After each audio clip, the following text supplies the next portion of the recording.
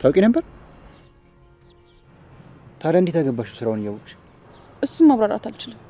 አምኜው ስለነበር ነው። ግን በቃ እኔም ስራዬን ሳስበው በጣም እረብሻለሁ። ስለዚህ ባናወራው ይሻላል። እሺ በቃ አልፏል።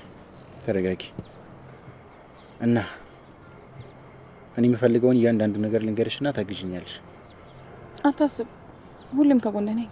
እኔንም የምታገዘኝ ነገር አለ፣ እናወራበታለን። ሰላም ጤና ይስጥልኝ። ተከበራችሁ ይዘናል በሰላማችሁ ስትይበድልኝ አይደለም የራሴ ህሊና ነው። ስላንቺ መጥፎ ስራ፣ ግድየለሽነት፣ ስላንቺ ራስ ወዳድነትና ክፋት ደጋግሞ የሚነግረኝ የራሴ ጭንቅላት ነው። እሺ አትሳሳች። እናትሽ በጣም ትወድሻለች። ዓለም ላይ ካሉ ምርጥ ነገሮች ሁሉ አንቺን አስበልጣ ትወዳለች። ስሚ፣ ማንም ካንቺ ጋር አይወዳደርም። ራሴን በውን። አቤት አቤት! ቆይ እንዴት እንደዚህ ማውራት ነው የቻልሽበት? የኔ ልጅ ይሄ ተራ ወሬ አይደለም። ይልቅ የሆነ ቦታ ቁጭ ብለን እናውራ። ማ እኔ ነኝ ካንቺ ጋር የምቀመጠው? ምን ነው ዛሬ ፈለግሽኝ? አይኔን ማየት እኮ አስጠልቶሽ እንደልሽ አልቆጥሪኝ። ማኮ ስለማሲ ማለት ነው ያልኩት ሲያቅ ሄሎኔ ምን ሆነሻል? ሄሉ ለምን ብሎ እንደዛ የሚያደርገው? ምክንያቱ አንቺን አይመለከትሽም። እሺ ከቻልሽ ልጄ ስትመጣ አንድ መልእክት አድርሽልኝ። ደግሞ ለሷ ብቻ ነገሪያት። እሺ ሌላ ለማንም ሰው እንዳትናገሪ። እሺ እነግርልሻለሁ። ዛሬ የመጨረሻ ቀን ነው። ስለዚህ ላግኝሽ ደውይልኝ በያት። እንግዲህ ወይዘሮ ሄለን ከሀገር ለመውጣት ስላሰበች የመጨረሻ ቀን ለልጇን ሽኝት ለማድረግ ሰላም ብላት ለመሸኘት ነበረ። እንግዲህ ኤልሹም ትምህርት ቤት ጀምራለች። ከትምህርት ቤት ስትመለስ መንገድ ላይ ታገኛታለች ማለት ነው። መንገድ ላይ ስታገኛት እንድትቆም ኮማንድ ታደርጋለች። ፍላጎት አልነበራት ማለት ነው። ልጅቷ በጣም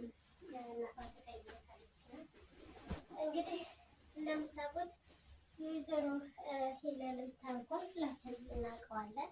ሀገር ብትወጣ ሊሆን ብትታሰር ይህንን የመጨረሻ ቀን ልጇን ኤልሻዳይን ለማግኘት ፈልጋ ነበረ።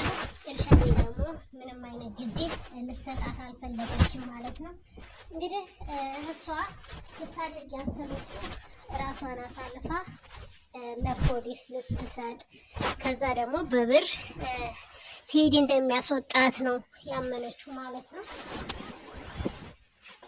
ቴዲ ደግሞ ምንም ይፈጠር ምንም መቼም አልተውሽም እንዳታስቢ ማለት ብርታት ሆኗታል ማለት ነው። አይዞሽ ስላላት እሷ ደግሞ ያላት አማራጭ አሁን ላይ እጇን አሳልፋ መስጠት ነው ማለት ነው። እጇን አሳልፋ ከሰጠች በራሷ ምክንያት ደግሞ በራሷ በብሯ ትወጣለች ማለት ነው።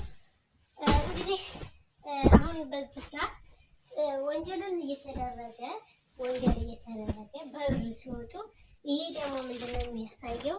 ህጋዊ እንዳልሆነ ነው የሚታየው ማለት ነው። እና ኤልሹ በጣም ተናዳባታለች። ከአሁን በፊትም እንደ ቀልድም እንደ ጨዋታም ብለሽ ብቸኝነትን ልመጂ፣ ብቻን ለመኖር እንደምታስቢ እንደምጠነክሪ እኔም እርግጠኛ ነኝ እያልሽ ቤቶኝም ብቻሽን የምትሆኝበት ቀን ይመጣል በርቺ እያልሽ ነበረ። ለካ ይህን ቀን አስበሽ ነበረ። ከአሁን በኋላ አላቅሽም አታቂኝም በማለት እናቷን ተናግራታለች። በእርግጥ አሁንም ልጇ አይደለች፣ እውነተኛ ልጇ አይደለች። ደግሞ እውነተኛ ልጇ እንዳልሆነ ሲል ልጇ እንዳልሆነ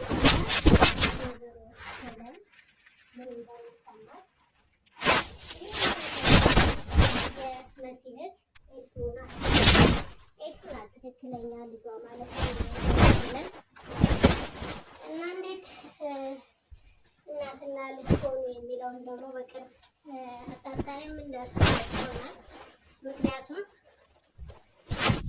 ኤልሹ እንዴት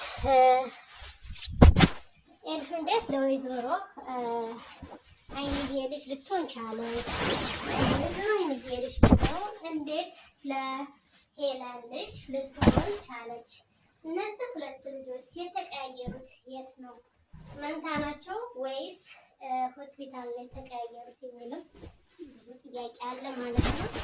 እንግዲህ ወይዘሮ ሄለን መንታ ወልዳ ኤርሱን ጥላት ሄዳ ሲሆን አይታወቅም።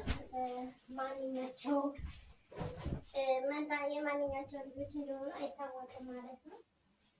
የሚታወቀው እንግዲህ በዲኤንኤ ሲመረመር ነው። ሲመረመሩ ደግሞ ኤርሱ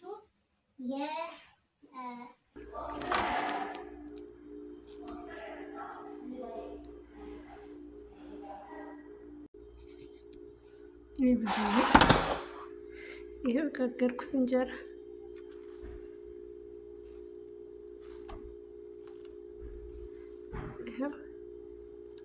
የሚያምር እንጀራ። አይ ባለሙያ እኔ ብዙዬት አይሻ ብዙ አመሰግናለሁ ደግሞ